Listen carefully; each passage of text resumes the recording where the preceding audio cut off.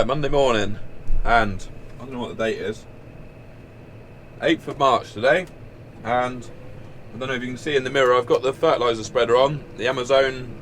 It's an Ultra 3600. I'm going to start her up, and I've got some complete fertiliser in the spinner, NPK, and I'm at farm 3, down on the meadows, where where the cows go in the summer, the grazing meadows, and we are spreading 200 kilos per hectare of NPK on these fields.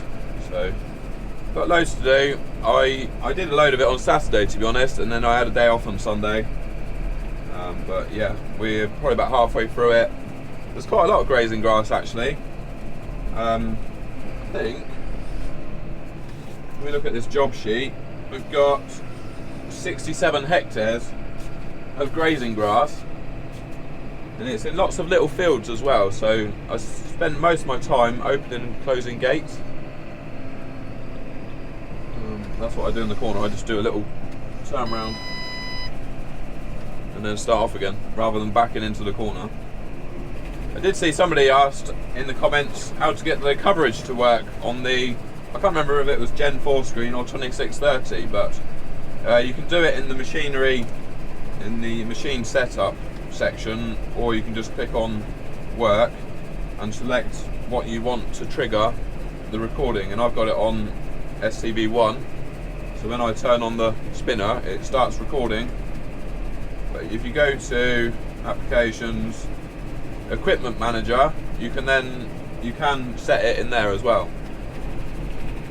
Put the four-wheel drive in. We're travelling okay. The sheep have been all over these fields in the winter, so there's not much grass out here, but it's looking nice and green. This is a control box, what controls the fertiliser spinner. I don't have to touch anything because it's all on the tractor's SCVs. If you see, I switch it off, it goes from black to white, and then when I switch it back on in a sec, you'll see those light up. And I've got the border disc down at the moment, so that one's restricted on how far it will throw it. So I'll turn that left one on now.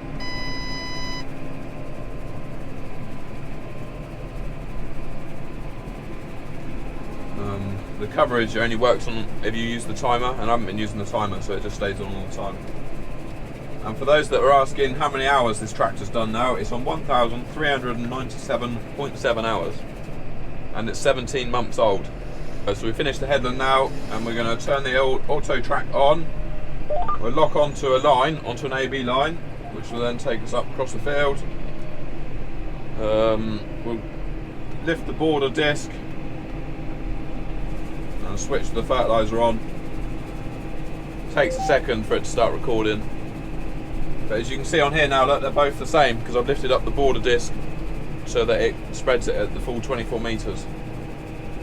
And if you're wondering why I didn't have to set an AB line, it's because I've got all the fields on the farm saved in this screen, and for every field I've got an AB line saved as work or drill or combine.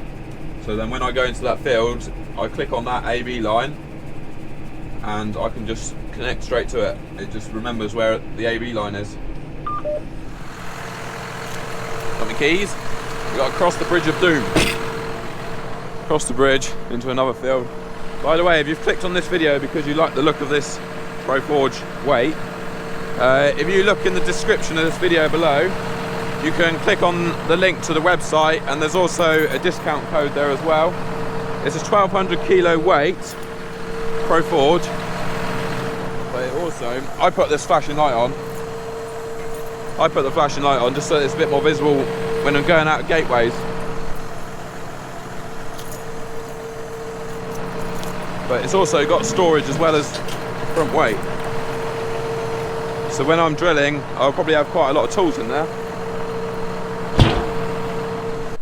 Right, let's see if we can squeeze over this bridge without ending up in the stream.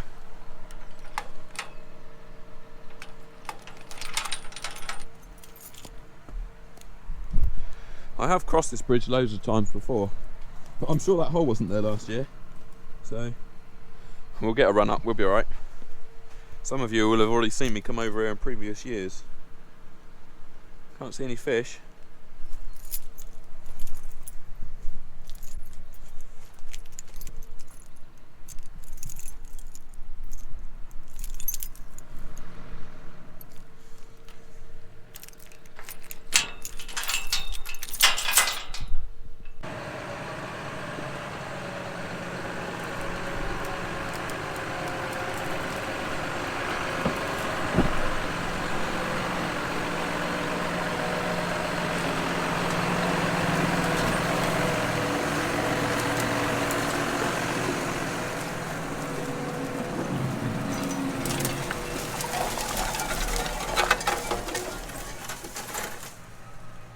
Well, we didn't fall in. It's always a bonus. I'm guessing there must be some big old steel underneath. Yeah, I can see some big old steel girders. I don't know if we can look through here. Let me have a look underneath. Yeah. Big old steel RSJs or I-beam. So I noticed a few comments on the videos when I was using the baitman, people asking why I wasn't using the headland tram line to turn at the end of the field. And basically, if I've got a hedge or a fence right on the edge of the crop, then I have to use the headland tram line. I have to slow down to probably 5-6k, wait for all the boom sections to switch off, and then start turning on the headland tram line, which can be a bit tight. But if I don't have a hedge on the edge of the crop or a fence, if I've got a grass margin or there's just another field there, I can, which is what you saw, just take a wide curve, swoop, and it means I'm able to turn probably at 12k rather than 6, and it's much easier on the booms if you're not doing tight turns. If I'm just doing a big sort of smooth curve round and straight back into my work, it's just, it's much less stress on the boom when turning. I know I'm driving on the crop a little bit, but it just puts my output up massively, being able to turn faster on the headland. So plans for the rest of the week are probably, well, I'll get this job finished today, maybe tomorrow morning, wash it all off, take the spinner off, and then we're going to start shifting some haylage bales from farm 1 to farm 3 because they get stored there for the winter. I'll show you when we get there. And yeah, it's looking like the weather's going to be a bit crap Wednesday, Thursday, so yeah, that'll be a wet day job.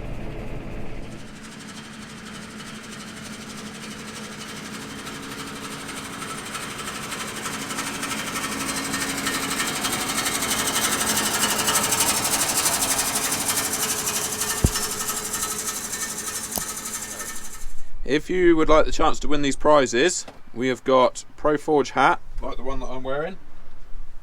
We've got Milwaukee gloves. We've got Milwaukee tape measure.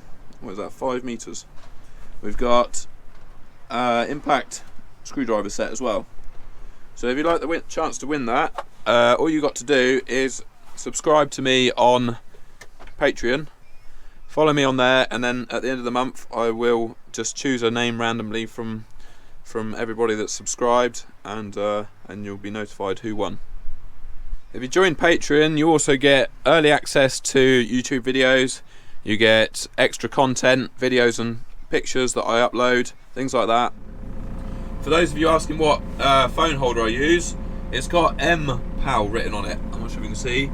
I think I either got it from eBay or Amazon, one or the other. I've got one in here and one in the baitman. And you basically get a sticky metal pad that goes on the back of your phone case, and it just sticks on like that. So it's been 4 years since I first started putting videos on YouTube, and one of my first videos, well, the reason why it made me think about it is because one of my first videos is actually doing this job, loading haylage bales onto the trailers in the spring and taking them up to farm 3, because this is where the bales get stored in the winter. There's not enough room to store all the bales at farm 3, so yeah, a load of them get stored here and then taken up in the spring. If you look back at my earliest videos, you can quite clearly see that they've come a long way. The video quality and the audio quality, and I'm obviously a bit more confident now. It's just all just come a long way. I think the reason why I decided to start making videos, or having a go at making videos, was because I was watching other people on YouTube and thought I'd have a go at that. We've got some pretty nice kit here that people would probably want to watch, so I'd have a go myself. I think the first 3 farming YouTubers that I ever started watching was George Saunders, Dino0303 and One Lonely Farmer, and then that's what made me think I might have a go at doing that. So like I said, I started off 4 years ago. We had the drone. I think one of the main reasons why we had bought the drone is because Dad is quite into his metal detecting, and he wanted to get some aerial photographs of the fields in drought conditions because it shows up markings in the crops and in the soil. So I started taking some footage of the kit with the drone. And that was what I was going to start off doing. That's what I was going to do, but I quite quickly realised, well, and from watching other people, that the GoPro, the in-cab stuff, gets a lot more views than the drone. So I decided to go down that route, and as you've seen, just add in bits of drone footage. Quite a lot of you will be surprised to hear that in the first year of me putting videos on YouTube, I think I put up probably around 20 videos. I'm not exactly sure. And I actually only gained 400 subscribers in my first year. And then what happened was Johnny1388 gave me a bit of a shout out after I'd been doing it for about a year. So I gained several hundred followers from him, I think. And then we got into the harvest, and we went from sort of like 1,000 subscribers to like 2,500 in like 3 weeks. The harvest videos started going really well, picked up a lot of momentum. The harvest videos definitely seemed to get the most views. I think harvest 2019 was probably my best for views, and I was only doing 2 videos a week, and I think we ended up with like just short of 1 million views in August, which was amazing. The harvest videos in 2019 really took off. Something that is quite funny is that my most popular video to date is still the JCB Fast Track video when we had the Fast Track on demo, and I think it's just quite funny considering obviously the channel is mainly dominated by John Deere, that the Fast Track is my most popular video. I did enjoy driving that Fast Track when we had it on demo, but I'm still happy with my John Deere. But then yeah, here we are, 4 years later, still going strong, gaining several thousand subscribers a year, something like that. I'm really chuffed to bits with how it's all gone. I keep getting offers, for advertisement and sponsorship. At least once a week I get emails from people offering me sponsorship. But I don't want to go crazy with the sponsorship and advertisements. I'm just sort of select a couple of good ones and go with that. Anyway, so enough of me rattling on. It's Wednesday morning. As you can see, it's peeing it down with rain. It's windy. It's just not very spring-like. And yeah, loading bales. Got a grain lorry coming in a bit. Got to load that with feed barley. So yeah, lovely weather for loading lorries. He won't be very happy when he finds that it's an outdoor load. What else is going on? Not a lot. Simon is collecting the trailer. I'm loading the trailers, and Simon's just collecting one and dropping one off. So I'm not unloading at the other end. Anyway, so as you can see, I am now loading the grain lorry. It's just gone midday on Wednesday, and yeah, feed barley. It's raining. I think we've been quite lucky with the rain actually. They were forecasting up to an inch of rain today. I think there's some more to come this evening, but it's yeah, we've only had about 5 mils so far today. So fingers crossed. We are going to miss the worst of it because yeah, it's looking a bit rainy on and off for the next 2 or 3 days. and then drying up again sort of Sunday, Monday. It looks windy Sunday, Monday. Well, it looks windy for the next week, but dry and windy on Sunday and Monday. So hopefully, sort of early part of next week, Simon will be able to get out with the cultivator and start preparing some more ground for me to drill, and then we'll get the weaving drill hooked on. Get some. We have got spring wheat that is desperate to be drilled, but that's on the wettest ground. So it's probably going to have to be the spring oats first. Ideally, the spring wheat needs going in like ASAP, but like I say, it's just wet. The ground is very wet down here. Apart from that, I think we're just going to carry on moving those haylage bales for the next day or so, and I'm going to go up to farm 2 at the end of the week. I've got a bit of a tree that needs sorting out. It's over a footpath. Apparently it's only a little silver birch, so nothing big, but we shall go and get that sorted. Oh, this is a feed trailer. This is. You can see the. Can you see the little sight glass? You've got two. You can split this trail. Is bulker. You can split it in half, so you can take out 2 different feeds to farms. 2 different types of feed, and then they got a blower kit on the back where they blow it into a feed tower. Let me know in the comment section how much rain you guys have had in the last week, and at the end of the video I'll tell you how much we've had as of Friday night.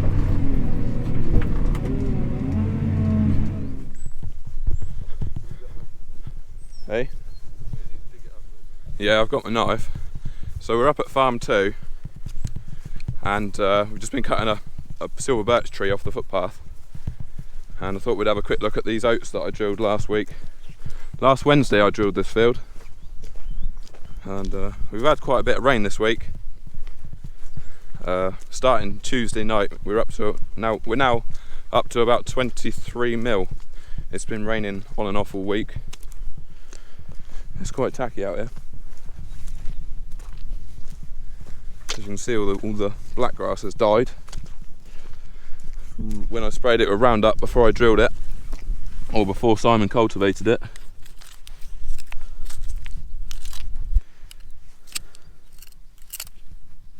There's one there, look. He's just starting to grow. Is that the root popping out, is it? Or is that the shoot that is gonna... That's the root? Yeah, the root.